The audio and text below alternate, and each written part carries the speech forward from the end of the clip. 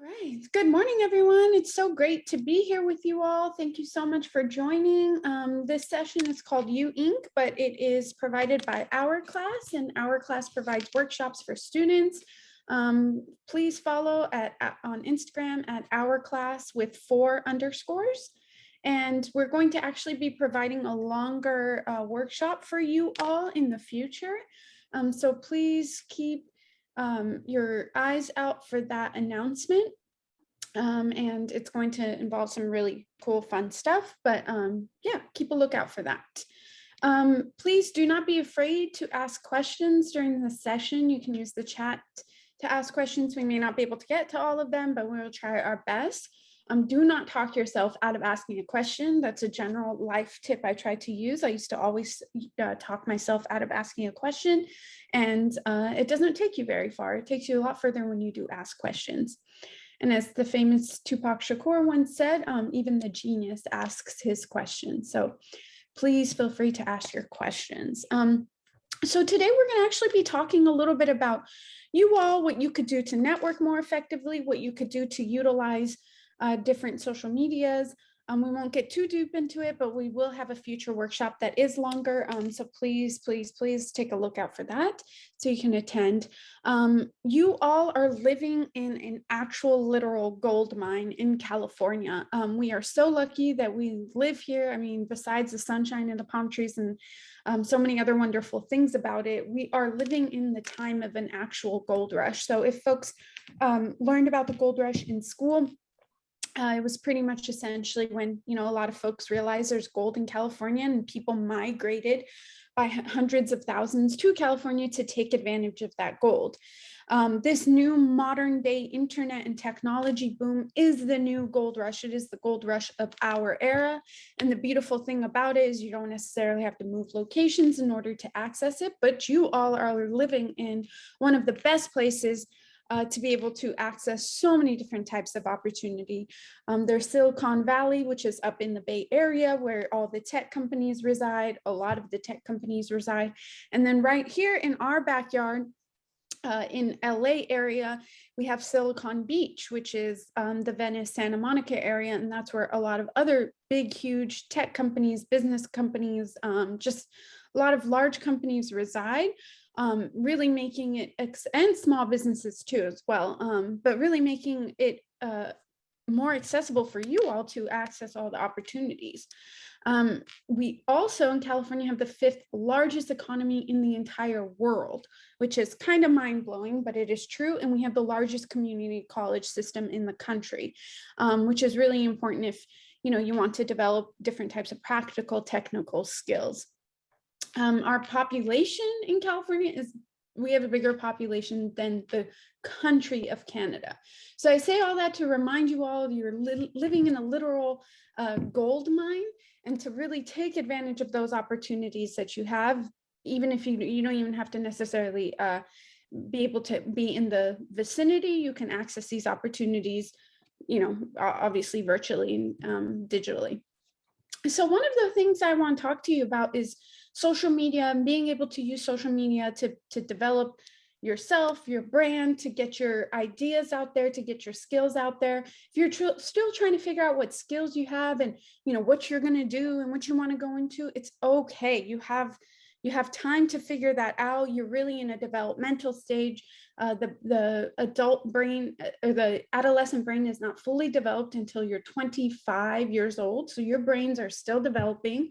But I want you all to know that on social media, a like and likes, the amount of likes that you have do not necessarily equal opportunities. There can be people that have hundreds of thousands of followers, and they may not be getting any type of opportunities from those likes or those follows. There may be people that have 100 followers and are getting opportunities from those 100 followers. And that's because they're being really strategic about who their followers are and who they're connecting with, and the kind of tribe and community that they're trying to create on their online presence. So that is really called a niche. And a niche is really bringing kind of 2 or 3 unlike things and bringing them together to find a very special segment of the market to provide a particular kind of product or service. So there's a lot of different type of niches, and when you are really able to start to find the things that you're interested in and bring 2 things that are unlike each other together, and then you start to kind of follow the folks or connect with folks that are within that niche, that's how you're able to develop your community and your opportunities. So again, don't get it twisted. It's not about likes equals opportunities and likes equals, whatever. It's not about that. It's about finding the people that you want to connect with, the communities that you want to connect with, the things that you're interested in, and growing and developing that. And never forget that it takes one person to be able to set you up with, your next opportunity or to teach you something. So don't discount that at all.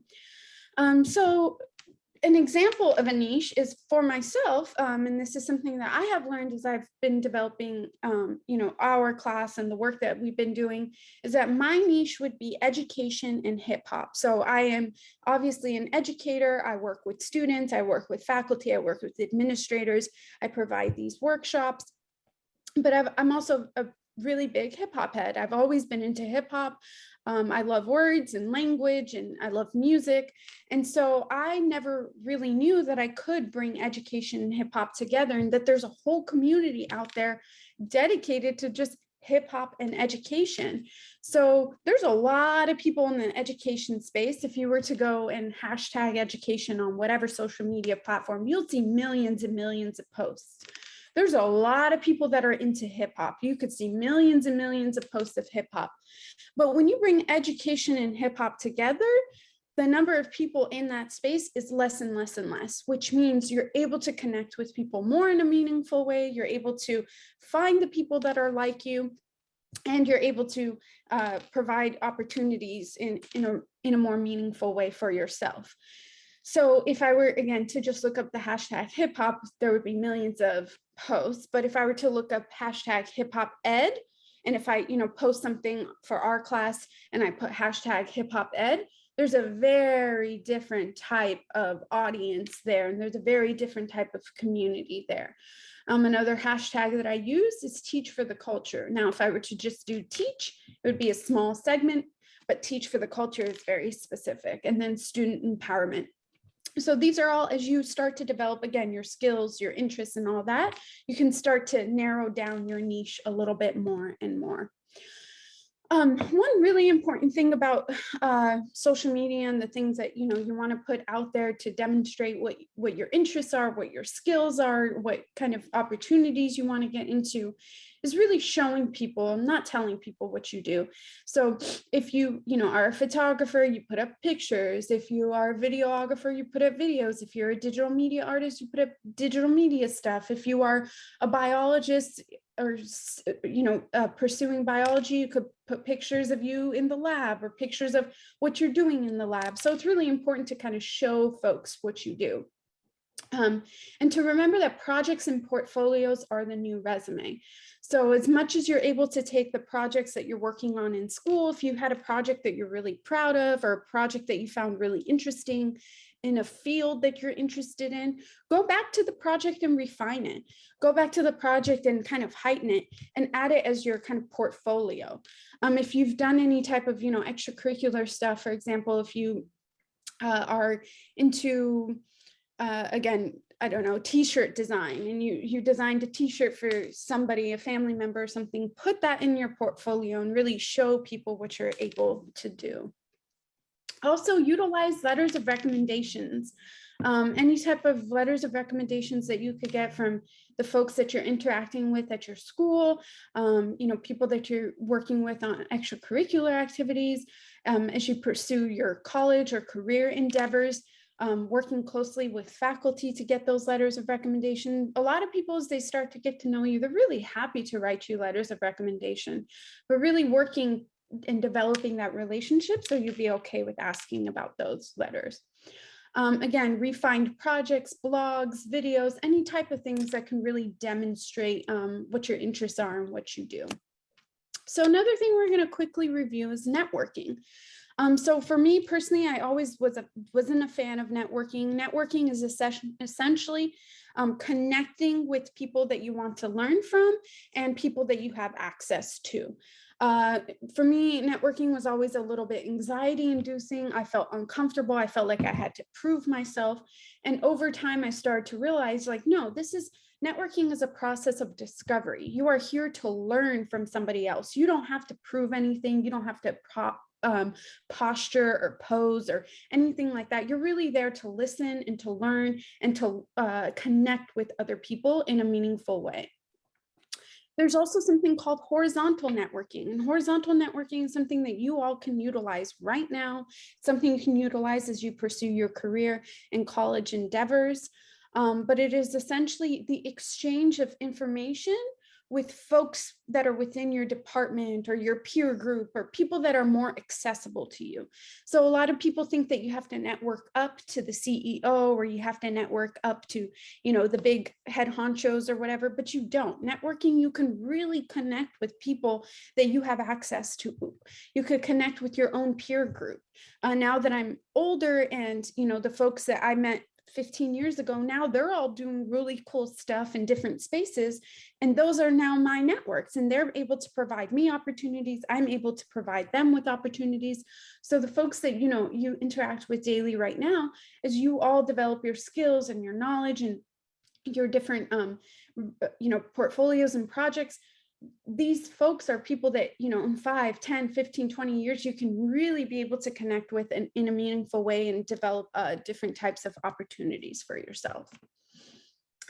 So the next thing we're going to briefly get into is something called the board of directors. Now, networking is one thing, and then board of directors is people that you don't necessarily have access to. So maybe people that you admire, that that write books or podcasts, and you can still learn from these folks. And you can have a board of directors that teach you different things about different areas of interest. So for me personally, my board of directors would be, I go to J. Cole for inspiration. I like to watch his interviews. I like to listen to his music.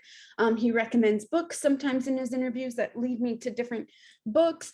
I like to explore the different types of information and stuff that he's putting out there, and that inspires me.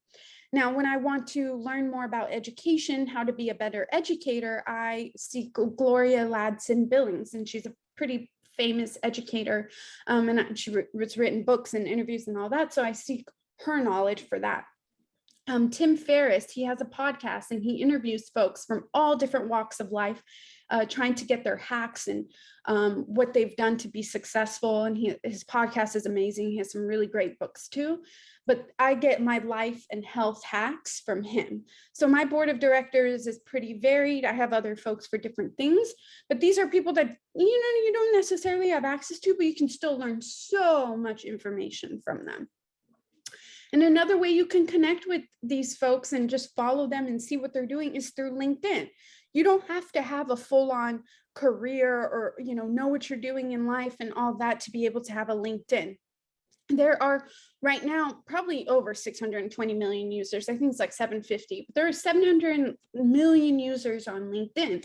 And LinkedIn is literally a search engine. The same way that Google is a search engine, LinkedIn is a search engine. So you can search it to look for different types of people. You could search for different types of skills. You could put in a certain word and you'll get people that match those words or have those skills in their bios.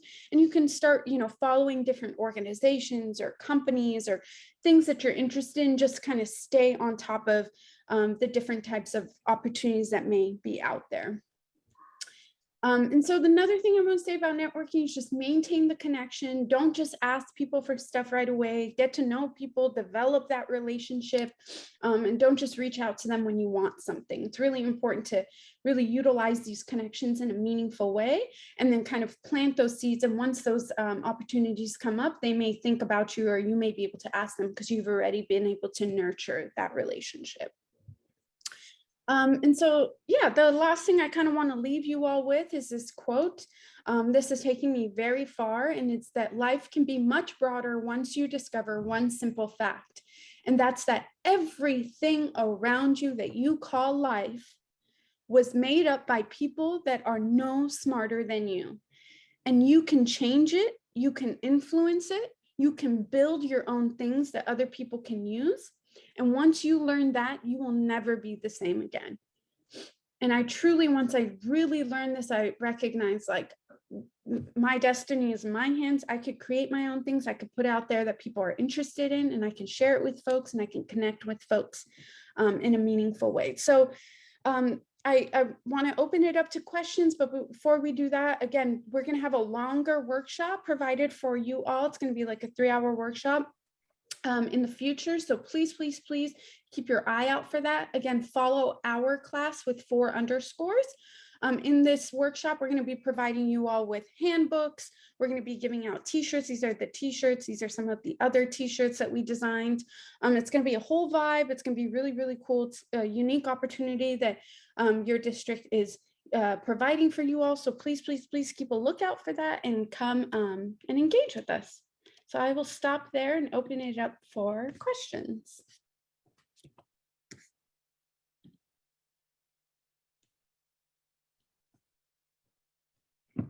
There is a Q&A feature at the bottom of your screen if you want to type in a question.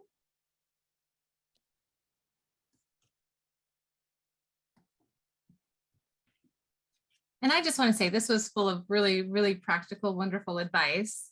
So let's see if you have any questions, you can type them down at the bottom. We have 2 minutes left, it looks like, before you head back to the exhibit hall. There's one. Can being too involved in a niche limit you? Yeah, I mean, I think being too involved in anything can limit you. So obviously, don't just follow people within that niche, or don't just connect with people in that niche, but also understand like, okay, as you go on, like, what are the things that I want to focus in and narrow my interests more? But you don't have to limit yourself, and your niches can change. Like when I was younger, I was just kind of, into one thing. And then as I got older, it changed and it formed. So it's not just a stagnant thing that is stuck there. Have you ever dealt with the struggle of getting started? Whew. Oh man, the first step is often the hardest step. Yes, I struggle with it every day. Anytime I'm going to do something that is new and challenging and uncomfortable, I struggle with it. I think the most important thing you could do is recognizing that you're struggling with it, recognizing the reason that you're struggling with it is because this is an area of growth. You've never been here before. Of course, you're going to feel uncomfortable. Of course, it's going to be a struggle, but that's where growth really happens, is where you feel that struggle. Because if you're constantly comfortable, there's nothing, you're not growing in any kind of way. It's literally growing pains. As you all may remember, when you were going, when you're younger and you're going through different growing pains, it physically hurts. So that's the same thing when you're getting started with something new. It's going to hurt, but that's a good thing. That's a sign that you're on the right track. Are there any regular events or places you personally recommend to personally connect?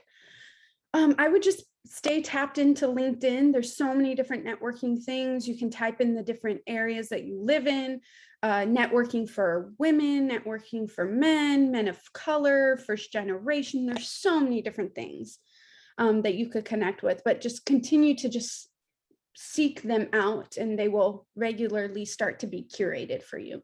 And where can we find you on social media? At Our Class. I will put it in the, let me type the answer. At Our Class with 4 underscores. 1, 2, 3, 4. The regular one was taken, so. All right. How would you describe, do we have time to answer them, or do they have to go? We are out of time. They have a 20-minute session to go to the exhibit hall, but and look around the exhibit hall. But let's maybe just do 1 or 2 more questions, and then we'll, if anyone wants to be dismissed now, they are free to go back to the exhibit hall. Yeah. And so how would you describe figuring out what track you want to follow? Be curious. That's all I can say. You're figuring it out. Nobody has it all figured out. I mean, even adults who think they have it figured out, some folks are 50, 60 years old and changing their life path. Continue to be curious, continue to put yourself out there, feel uncomfortable. It's a struggle when you want to go into something new, something interesting, something different, something challenging. You will struggle with it. It's okay. Recognize that this is part of the process, and be curious. Be so incredibly curious. Ask questions. The fact that you all just ask questions, that's how you figure it out. Connect with people that you want to be like. Take advice from people that you admire and respect. And this doesn't just mean, influencers or whatever. It means really seeking out people who are doing podcasts or interviews or writing books that get into the deeper stuff, not just kind of tidbits of information. Thank you for these questions. This is incredible. Thank you for the students that ask questions. Really, really critical to continue to ask questions as you navigate your different interests. All right, thank you very much. It was a great session. Thank you all. Enjoy your rest of your day.